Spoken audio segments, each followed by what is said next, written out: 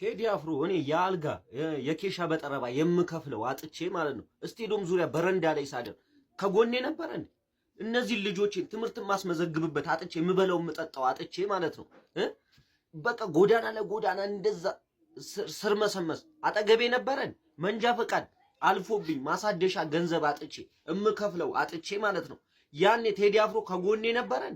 ዛሬ ቴዲ አፍሮ እናቴ ታማብኝ አይኗ ኦፕራሲዮን ሲደረግ ከጎኔ ነበርን። ሀያቴ ሲሞት አጎቴ ሲሞት ከጎኔ ነበረን። እንደዛ መከራዬን አለቼ በጫት ሱስ በቃ ነገር ስራው በቃ ህይወቴ ተመሰጋቅሎብኝ በቃ ጫት ህይወቴን ያስረሳኛል ብዬ እንደዛ ስቅም ምን ስል በቃ ከጎኔ ነበረ እንደ ቴዲ አፍሮ ምትል ቴዲ አፍሮ የራሱን ታሪክ ሰርቷል። የራሱን ቤተሰብ ቆንጆ አድርጎ እያስተዳደረ ነው።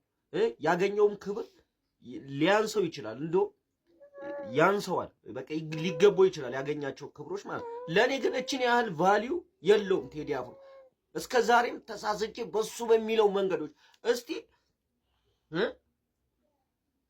አረ ብቻ ምለው ነገር የለኝም። እስቲ ብቻ ግን ማለት ነው ምላችሁ ነገር ምንድነው ገንዘብ የሚያስገኝ ዘፈን ካለው ሼር አድርጉልኝ ነው በቃ። እስቲ እስካሁን በቃ ሰው ማክበርን ከሱ ተምሬያለሁ። ፒን ያደረኩትን ቪዲዮም አይታችሁታል። ከሌላው ሃይማኖት ጋር ተከባብሮ የመኖሩንም ምኑንም መንገዱንም ከሱ ብዙ ተምሬያለሁ። ሰው ማክበር፣ ይቅርታ ማለትን ማፍቀር።